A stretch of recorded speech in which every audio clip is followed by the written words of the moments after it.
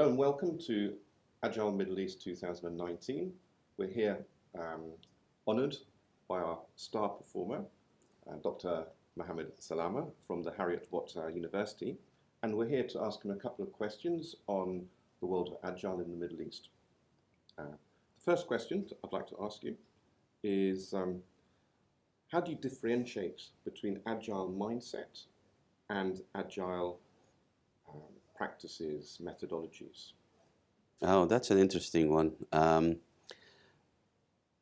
Mindset, I would rather refer it to the culture rather than just the ideas and the understanding of the Agile.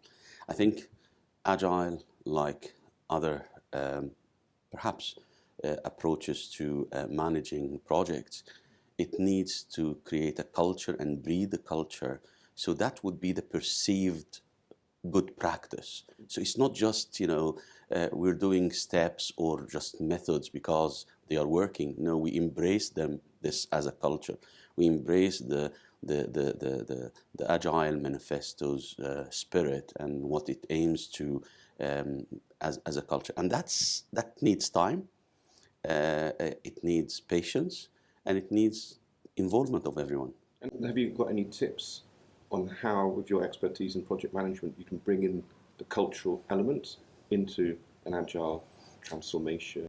You definitely need to buy in the appropriate leadership, because it starts by, well, generally speaking, I would suggest that teams are affected to a great extent by their leadership.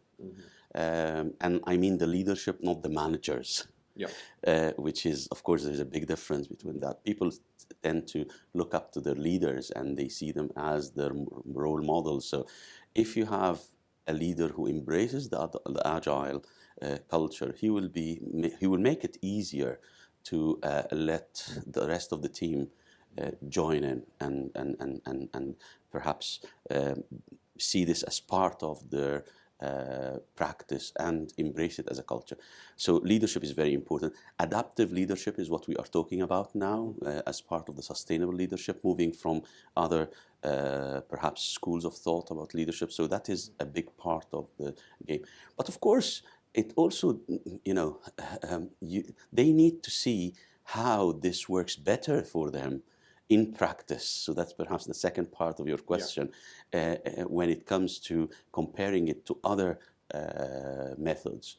And Agile has been very successful. The interesting part about Agile that, unlike other management practices, perhaps it started from academia, where academics were theorizing and trying to put theories and recommend it in the form of, let's say, models or tools and techniques.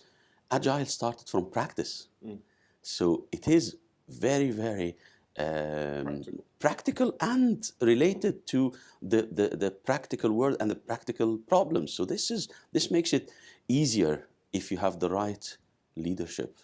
You said something earlier about management leadership. One of the big hassles is the leadership might know what it wants, the teams might know what they want, and then we have what Ari van Bennekom used to call the permafrost, that middle management. Yes. Right?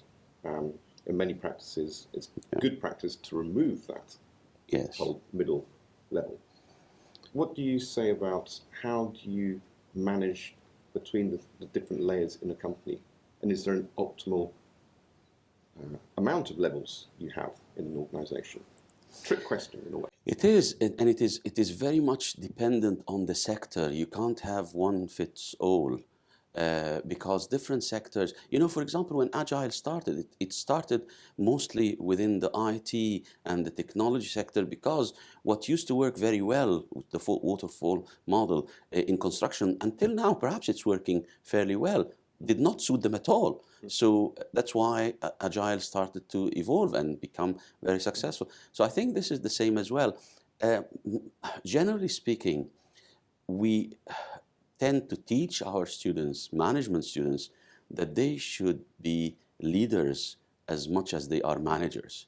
So we're trying to get perhaps managers to understand that they need to establish their own leadership style within their management remits.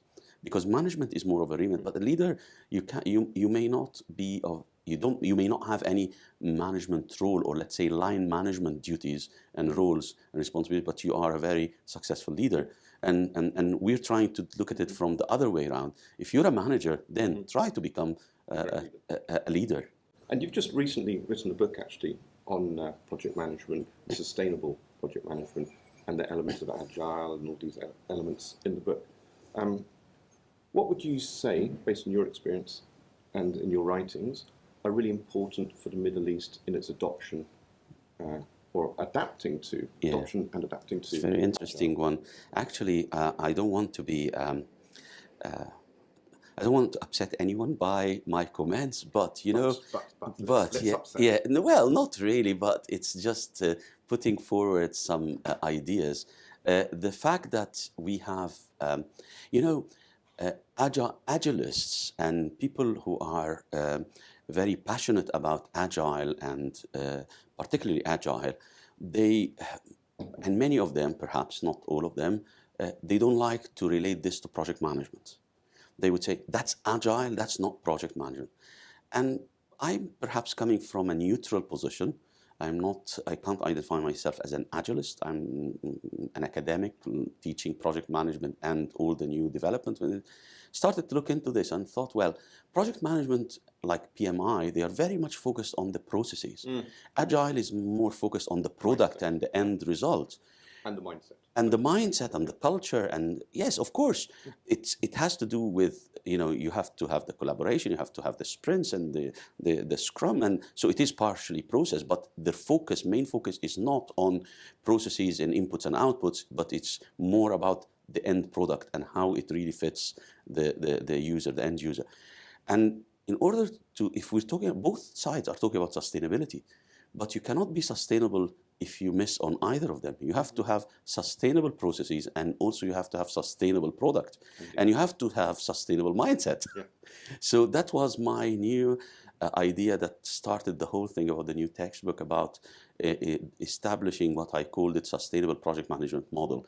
And it embraces both the Agile mindset and culture, but also many other things, like, for example, the volatility of the environment, the VUCA, the need for understanding the advance in technology and how it can shape future. By the way, yes, Agile is related to IT sector.